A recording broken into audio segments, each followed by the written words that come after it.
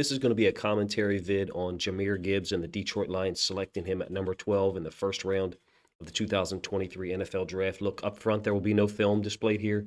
I do have a Twitter page. If you don't follow me on Twitter, you can check in the description to this video, and you can get a link to a Twitter post that I made with significant number of plays, 50-plus plays on JAHMYR Gibbs' 2020 season with Alabama. Look, you're talking about a guy with elite athleticism, regardless of what people want to talk about.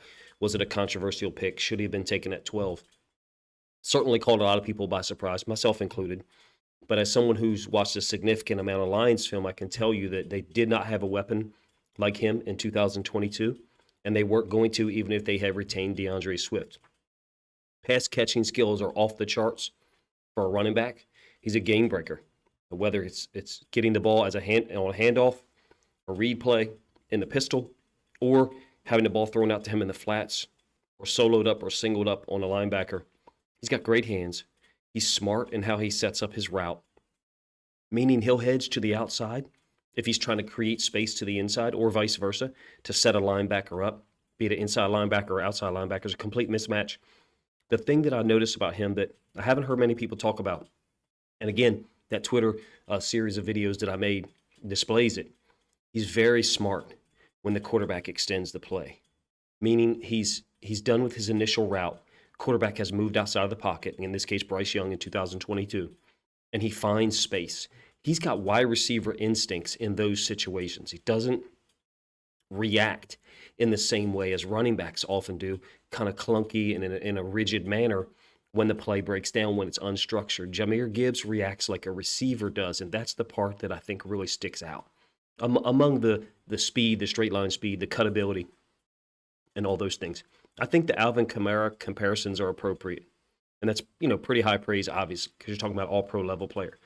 The Lions just simply didn't have a running back like this in 2022, and I think that's why they were willing to take him at 12. They didn't think he'd be there at 18. Similar with Jack Campbell. They took him at 18 because they didn't think he'd be there, later on, when he was projected to be a mid-second round pick. Dan Campbell made mention of something at least once last year, and I don't remember the exact quote, but I want to talk about it, and I want to make sure that I'm not disrespectful towards Jamal Williams or DeAndre Smith, because I think the season that Jamal Williams just put up was just legendary.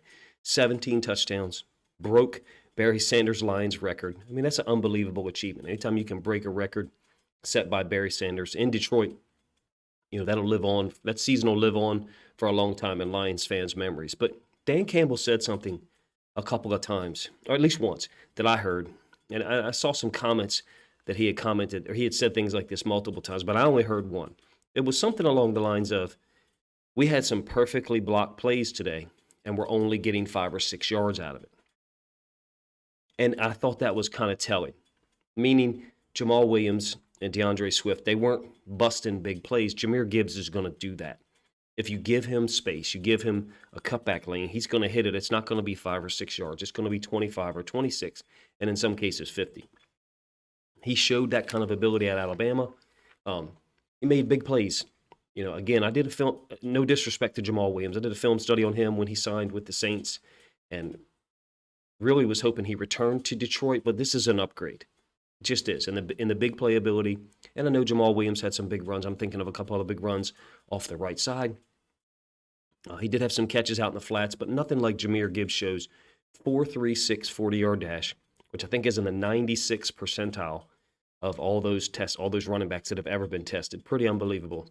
Let's talk about some of the bad stuff for a moment. I studied 4 games, Kansas State, Arkansas, Texas, and Louisiana Monroe, pretty much today before noon. And his pass pro is inconsistent. It is. Inconsistent pass pro. The effort is not inconsistent. The strike point sometimes is inconsistent. Depending on who he's taken on, if it's a safety that's blitzing or a linebacker, he may do better or worse. It's ironic. I actually thought safeties blitzing from depth, further than 7-8 yards away, gave him more trouble than linebackers who were blitzing like from the line of scrimmage. It was almost like when someone had a full head of steam, they just kind of overwhelmed him with force because he's only 5'9", 5'10", 200 pounds, something like that. But I have no doubt, look, the Lions and Ben Johnson and Dan Campbell, they will insist upon toughness, and JAHMYR Gibbs is willing. I'm really not concerned about the pass pro effort. It is there. I think they'll fix things, and they'll compensate. Ben Johnson now has a weapon that he just didn't have last year. DeAndre Swift was very athletic, but not in the same way at all. In the past game, those two guys are just not in the same universe. Gibbs had 103 catches in college between his time at Georgia Tech and Alabama. And look, he was recruited by tons of big schools. He chose to go to Georgia Tech. He's from Georgia. I think he was Georgia Football Player of the Year in 2019. He had 103 catches in his career for 1,200 yards, 8 TDs. I think in 2022, he had 44 catches for Alabama. He's a total mismatch versus linebackers. In the Twitter film study, it shows that, like I said, I'll put a link in the description. He almost always makes a defender miss when he has space to do so. I'll be honest with you, on a lot of the inside run concepts, I thought the Alabama blocking was quite uneven. But again, I only studied 4 games. Arkansas, Texas, Louisiana Monroe, and Kansas State in the bowl game, who they destroyed. Even then, though, I thought the blocking was uneven on inside run plays. Now, on stretch stuff or pin pull stuff off tackle, JAHMYR Gibbs has the ability to put his foot in the ground, make one cut, get downhill, and just burst through any seam that's there and take it to the house.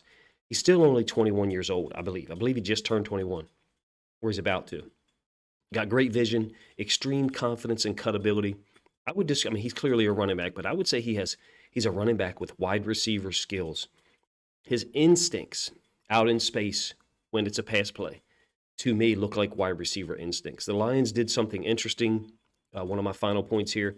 They could have picked Bijan Robinson at 6. I guess they could have picked JAHMYR Gibbs at 6. I wonder why they traded back to 12 to take him. I wonder what the thought process was. I'll be honest with you. Since Friday, I haven't really looked at much of the reports for the Lions. I'm a Ravens content creator, by default. But Lions are a team that I've become interested in since their comeback, basically in the 2022 season from a 1-6 start, 2-6 start.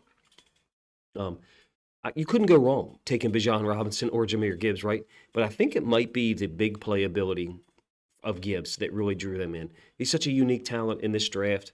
I think Brad Holmes, Dan Campbell, all those guys, they have the confidence to go ahead and take a guy like Gibbs, maybe where some people projected him a little bit later in the draft. But his first-round talent. Again, after watching the 4 games, I hope I have a better appreciation for his skills. When the Lions made the pick on Thursday night, I was a little bit surprised. I didn't know much about JAHMYR Gibbs. I didn't watch a lot of Alabama offense, to be honest with you. Didn't need to. You knew some of their players, and you knew what they were capable of. You knew Bryce Young was going number 1. I knew their tight end, number 81. I can't remember his name, was a badass who was very underrated.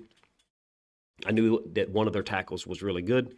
And I knew that a ton of their guys would get drafted. I didn't really waste time watching JAHMYR Gibbs because, again, I'm a Ravens content creator.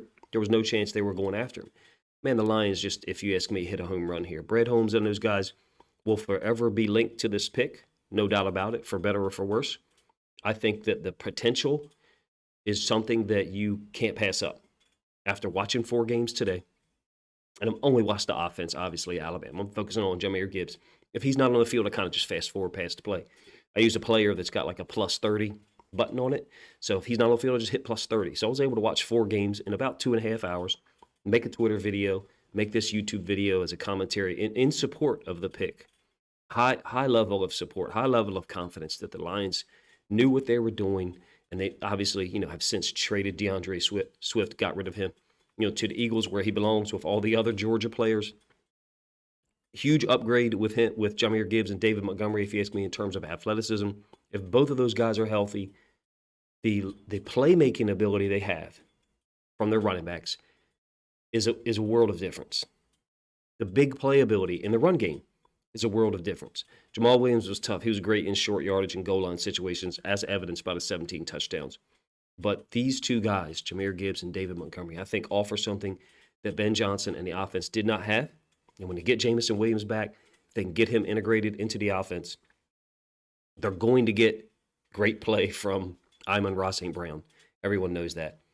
JAHMYR Gibbs, if you ask me, is going to be a guy who can score 10-plus touchdowns next year on big plays or plays from the 25 to 35-yard line where they're driving, and JAHMYR Gibbs is able to exploit a matchup in space and make somebody miss and take it to the house.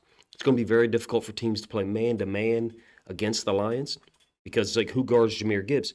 You're not going to put a nickel on him if Amon-Ra St. Brown is in the slot. Generally, your nickel's going to be lined up over the two receiver side where Amon-Ra St. Brown plays a lot.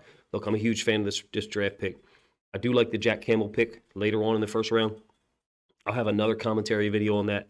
Forgive me for not putting college video on my YouTube channel, but I just don't want to risk it like that. Too many horror stories of people getting copyright strikes. You can check out my Twitter, and you can check out some film of JAHMYR Gibbs that hopefully supports the commentary that I've laid out today.